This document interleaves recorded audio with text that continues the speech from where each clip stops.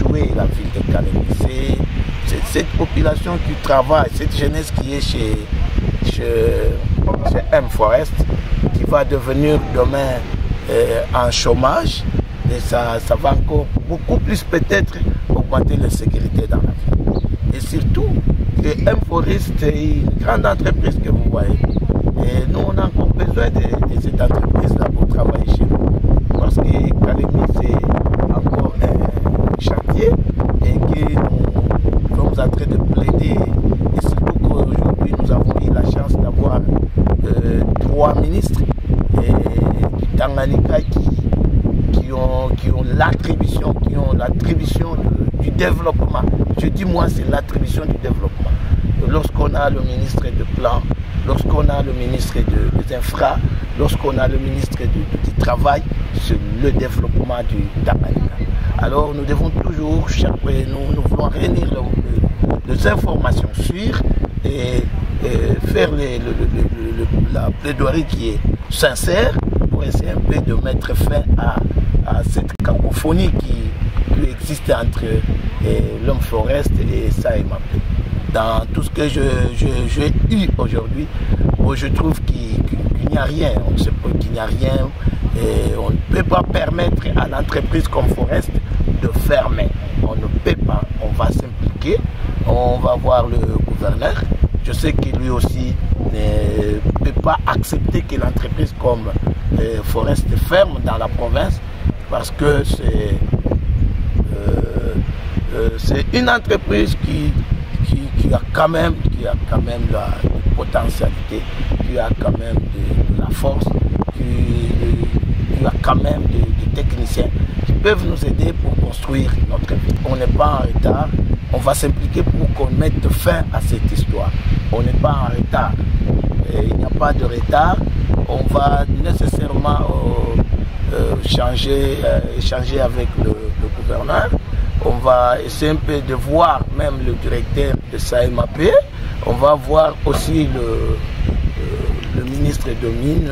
On va essayer un peu de voir comment est-ce qu'on va échanger pour maintenir que l'entreprise reste. Et vous savez, si on met plus de 500 personnes en chômage, vous savez ce que ça va nous faire dans la vie. Ça va nous faire, c'est pas bon. Et c'est pourquoi nous comme élus, nous devons nous impliquer. C'est pour arrêter cette hémorragie. Vous voyez, quand on me dit de taxes, de ceci, cela, bon, ce sont des histoires qu'on peut harmoniser et on laisse l'entreprise travailler. Vous savez, il y a le projet JKK 3 qui est arrêté à cause des impacts. Pourquoi? Parce qu'on a fermé les carrières de M-Forest. Maintenant, le projet est arrêté parce qu'ils ne savent plus comment évoluer. Et nous, notre intérêt, c'est de voir cette route-là se terminer et que nous puissions quitter de la ville jusqu'à Rubumba. Vous savez que ça va faire du bien, ça va encore beaucoup plus développer notre ville. Et comme JKK 3 est arrêté, ça fait du mal. Ça fait du mal. Si vous arrivez vers le stade, vous allez voir que maintenant, si la pluie venait, ça va être compliqué. Alors nous allons nous impliquer, nous allons faire aussi impliquer beaucoup plus notre gouverneur pour qu'il essaie un peu de faire le mieux pour que ces gens reprennent et que cette situation-là soit calme. Honorable, ne trouvez-vous pas que vous êtes seul dans un champ de bataille et pensez-vous en étant seul que vous pouvez y arriver? Non, je ne suis pas seul, mais dire que je suis seul, c'est trop dur, mais je vais faire ça et je suis dans un bon chemin parce que on va impliquer tout le monde. On va impliquer tout le monde, on va impliquer le gouverneur, on va impliquer le ministre, on va impliquer même le ministre les 3 ministres nationaux, on va les